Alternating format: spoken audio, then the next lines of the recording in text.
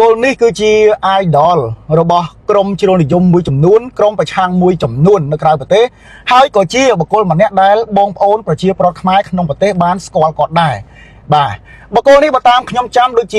កាលពីខែ12ឆ្នាំ2024កន្លងទៅសមត្ថកិច្ចបានធ្លាប់ហៅទៅណែនាំបាទហៅទៅណែនាំម្ដងរួចមកហើយពាក់ព័ន្ធជាមួយនឹងការផុសព័ត៌មានបំពុលសង្គមបាទផុសព័ត៌មានមិនពិតផុសព័ត៌មានដែលធ្វើឲ្យក្រុមជ្រុលនិយមមួយចំនួនចោទប្រកាន់វាយប្រហារជេរប្រមាថលៀបពណ៌ទៅលើរាជរដ្ឋាភិបាលកម្ពុជាបាទនៅពេលដែលបកគលនេះបានបង្កើតបញ្ហាហើយត្រូវបានសមត្ថកិច្ចនាំខ្លួនទៅធ្វើការណែនាំបកគលនេះបានចេញវីដេអូក៏ដូចជាធ្វើលិខិតសន្យាសុំទោសទៅដល់សម្ដេចតេជោនិងសម្ដេចធិបតីរួមជាមួយនឹងរាជរដ្ឋាភិបាលកម្ពុជានិងថ្នាក់ដឹកនាំយើងដទៃទៀតបាទគេផ្ដល់ឱកាសឲ្យហើ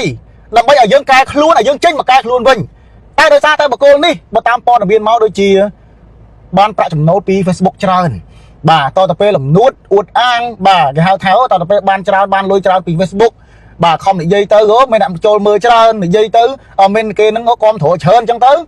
ធ្វើឲ្យបកគលនេះភ្លេចខ្លួនក៏បង្កើតបញ្ហាបន្តទៀតបាទការផុសគឺសិតតែការផុសរបៀបញុះញង់របៀបការដាក់បន្ទុកចោទប្រកាន់ទៅលើរាជរដ្ឋាភិបាល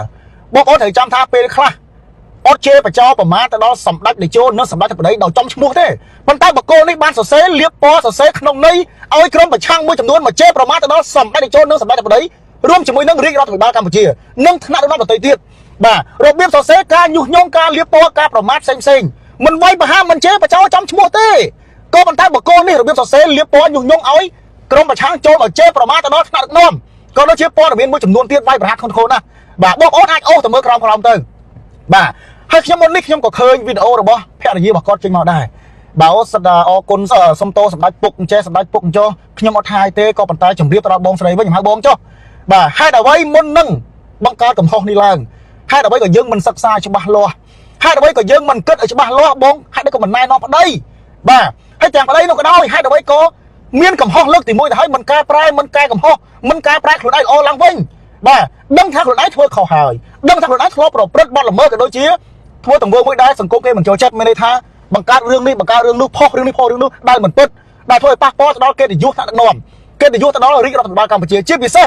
កិត្តិយសរបស់សម្ដេចធិបតីនិងសម្ដេចតេជោហ៊ុនសែនគេយកទៅណែនាំម្ដងហើយហេតុអីក៏មិនរៀងបាទហេតុអីក៏មិនរៀងទៅពេលគេយកទៅណែនាំទៀតចាប់ដើមសូមទៅដល់សម្ដេចតេជោហ៊ុនសែនសូមទៅដល់សម្ដេចធិបតីហ៊ុនម៉ាណែតលោកជំទាវបណ្ឌិតពេជ្រច័ន្ទមនីហ៊ុនម៉ាណែតសម្ដេចពុកសម្ដេចម៉ែពេលមុននឹងមានបញ្ហាមិនក៏មិនគិតឲ្យច្បាស់ណែនាំប្តីប្រាប់ប្តីបាទកុំឲ្យធ្វើទង្វើដែលខុសច្បាប់កុំឲ្យញុះញង់កុំឲ្យលៀបពណ៌កុំឲ្យការផុសប៉ះពាល់ទៅដល់ថ្នាក់ដឹកនា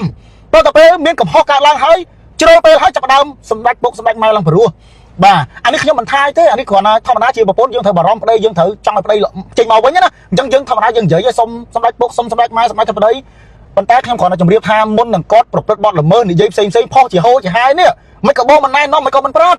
ហើយលោកម្នាក់ខ្ញុំហៅថាលោកចុះបាទលោកម្នាក់ដែលត្រូវបានសមាជិកនាំខ្លួនទៅនេះកន្លងមកគេបានធ្លាប់យកទៅណែនាំហើយចេញមកសុំទោសសម្ដេចតេជោសុំទោសសម្ដេចធិបតីសុំទោសថ្នាក់ដឹកនាំដទៃទៀតហើយហេតុអ្វីក៏នៅតែអំនួតហេតុអ្វីក៏នៅតែផុសមិនចេះគិតហេតុអ្វីក៏ព្យាយាមផុសឲ្យប៉ះពាល់ទៅដល់ថ្នាក់ដឹកនាំបាទហើយបងប្អូនមួយចំនួនដែលចេញមកគ្រប់គ្រងខ្ញុំសូមនិយាយបងប្អូនមួយចំនួនហ្នឹងគឺមិនហ៊ាននិយាយមិនហ៊ានធ្វើដូចបកគលហ្នឹងទេបាទបើបកគលនឹងហ៊ាននិយាយប៉ះពាល់ថ្នាក់ដឹកនាំសរសេរណាមួយសរសេររឿងអីមួយដែលធ្វើឲ្យគេយល់ច្រឡំទៅលើរដ្ឋាភិបាលគេយល់ច្រឡំទៅលើសម្ដេចតេជោសម្ដេចធិបតីបកគលទាំងប្រមាណនេះចេញមកគ្រប់គ្រងអូល្អណាស់បងល្អណាស់អត់ថានាំលើធ្វើបាបប្រជារាស្ត្រណាអញ្ចឹងមកចុះពីអញ្ចឹងទៅតែសួរថាអ្នកខមមិនតែប្រមាណនេះហ៊ានធ្វើនេះគាត់អត់ហ៊ានទេបាទបានតែឲ្យពីក្រោយរុញគ្នាចូលគុកអញ្ចឹងទៅបាទតទៅពេលបកគលនេះត្រូវបានគេខាត់ខ្លួនយកតែនាំម្ដងទៀតតែបដៅចេញមកអូគាត់ចេះមួយគាត់ចុះពីខ្ញុំសូមជម្រាបថាការខាត់ខ្លួនដោយសារតែបកគលនេះបានធ្វើទង្វើខុសច្បាប់បាទញុះញង់លៀបពណ៌ក៏ដូចជាសរសេរប៉ះពាល់ទៅដល់កិត្តិយសរបស់ថ្នាក់ដឹកនាំរបស់រាជរដ្ឋាភិបាលកម្ពុជាហើយខ្ញុំសូមបញ្ជាក់ពេលខ្លះបកគលនេះមិនជេរបចោជេរប្រមាថទៅដល់សម្ដេចតេជោនិងសម្ដេចធិបតីចំឈ្មោះទេក៏ប៉ុន្តែបកគលនេះបានសរសេររបៀបប្រឆិតប្រឆៀងញុះញង់សរសេរដើម្បីឲ្យក្រុមមួយចំនួនចូលជេរប្រមាថទៅដល់សម្ដេចតេជោនិងសម្ដេចធិបតីជាពិសេសសរសេរដើម្បីឲ្យក្រុមប្រឆាំងមួយចំនួនចូលមកជេរចូលមកលៀបពណ៌បន្ថែមតែម្ដងបាទអានេះខ្ញុំសូមជម្រាបឱកាសគេផ្ដល់ឲ្យហើយមិនមែនតែម្ដងទេណាគេផ្ដល់ឱកាសឲ្យដើម្បីកែខ្លួនគេគ្រាន់តែហៅតែណែនាំធ្វើកិច្ចសន្យាចេញវីដេអូមកសុំទោសបាទអត់រៀងទៀតបែរជាចេញមកប្រមាថចេញមកសរសេរញុះញង់ចេញមកសរសេរមូលបង្កាច់ចេញមកសរសេរប្រឆិតប្រឆៀងធ្វើយ៉ាងណាឲ្យពួកប្រឆាំងនៅក្រៅជេរប្រមាថថ្នាក់ដឹកនាំ បាទសូមឲ្យគិតតែចំណុចហ្នឹងបាទមិនសុកគេខត់ខ្លួនទេឥឡូវសូមឲ្យបងប្អូនទាំងអស់គ្នាមួយចំនួនចូលទៅមើលក្នុង account របស់គាត់ចូលទៅមើលក្នុង page របស់គាត់ទៅសួរថាគាត់ផុសអ្វីខ្លះគាត់និយាយអ្វីខ្លះបាទពាក្យប្រមាថណាក៏ប្រមាថទៅដល់អាជ្ញាធរពាក្យប្រមាថណាក៏ប្រមាថទៅដល់ថ្នាក់ដឹកនាំបាទពាក្យប្រមាថណាក៏ញុះញង់ទៅដល់ប្រជាពលរដ្ឋឲ្យប្រជាពលរដ្ឋខឹងទៅដល់ថ្នាក់ដឹកនាំបាទមិនមែនលេងសើចទេណាថ្នាក់ដឹកនាំទាំងមូល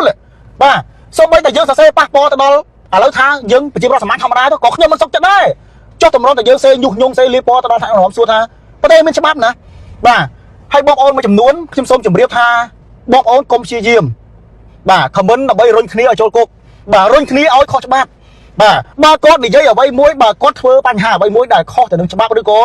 ក្នុងន័យញុះញង់ឬក៏ក្នុងន័យបង្កចលាចលណាមួយបើយើងស្រឡាញ់គាត់មែនយើងត្រូវណែនាំគាត់បងណាសរសេរមកបងបានហើយកុំឲ្យប៉ះពាល់ថ្នាក់ដឹកនាំបាទបងណាកុំធ្វើអញ្ចឹងតែអស់លោកឯងមួយចំនួនអត់ទេអានេះខ្ញុំនិយាយបកគោខមមិនមួយចំនួនណាឃើញគាត់ខុសអញ្ចឹងហើយរុញបន្ថែមបាទអាងតែគ្នានៅខ្មែរអាខ្លួនឯងអាងនៅក្រៅប្រទេសរុញលិចរុញកើតអាខ្លះនៅអូស្ត្រាលីនៅកាណាដានៅកូរ៉េនៅអាមេរិករុញគ្នាថែមបាទរុញគ្នាដើម្បីគ្នាចូលគុកដើម្បីចូលគុកនេះចាប់ដើមរដ្ឋាភិបាលចេះមួយខាងនាំចេះមួយចោតប្រកាន់ទៅលើថ្នាក់ដឹកនាំទៀតបាទសូមឈប់បើស្រឡាញ់គាត់មែនត្រូវតែចេះណែនាំគាត់អប់រំគាត់ថែមទៀតព្រោះគាត់សាកំហុសលើកទី1រួចហើយបាទគាត់បានទទួលស្គាល់កំហុសគាត់ហើយហេតុអ្វីក៏ត្រូវមកបង្កើតកំហុសទៀតបាទអានេះខ្ញុំសូមផ្ដាំផ្ញើជូនបងប្អូនជាពិសេសភរិយារបស់គាត់ដែរ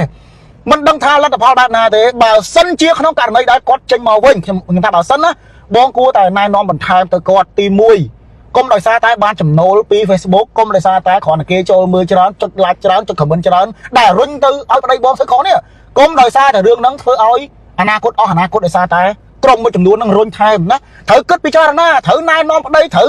បើហៅថាក្នុងនាមប្តីប្រពន្ធយើងត្រូវណែនាំគ្នាយើងត្រូវឲ្យយោបល់គ្នាបងឈប់ធ្វើអញ្ចឹងទៅបងកុំនិយាយប៉ះពាល់យើងរស់ស៊ីដឹងរស់ស៊ីបើយើងនិយាយការងារសង្គមដឹងការងារសង្គមទៅធ្វើយ៉ាងណាកុំនិយាយក្នុងន័យលៀបពណ៌ក្នុងន័យញុះញង់ក្នុងន័យមូលបង្កាច់ណាបាទប្រទេសកម្ពុជាក៏ដោយប្រទេសណាក៏ដោយមានសិទ្ធិក្នុងការបញ្ចេញមតិតែបើយើងនិយាយញុះញង់និយាយលៀបពណ៌និយាយប្រមាថនិយាយមូលបង្កាច់យើងនិយាយធ្វើប៉ះពាល់កិត្តិយសថ្នាក់នាំអានោះវាជារឿងផ្សេងបាទអានេះខ្ញុំសូមជម្រាបបាទជូនទៅដល់បងប្អូនថាបកគលនេះបានណែនាំលើកទី1រួចហើយដោយសារតែខុសទៅនឹងច្បាប់បាទញុះញង់លៀបពណ៌ក៏ដូចជាសរសេរអត្ថបទប៉ះពាល់ទៅដល់ថ្នាក់ដឹកនាំបាទគាត់ក៏បានទទួលស្គាល់កំហុសគាត់ដែរបាទតែឥឡូវនេះជាលើកទី2នេះសួរថាឱកាសណាជាផ្ដល់ឲ្យ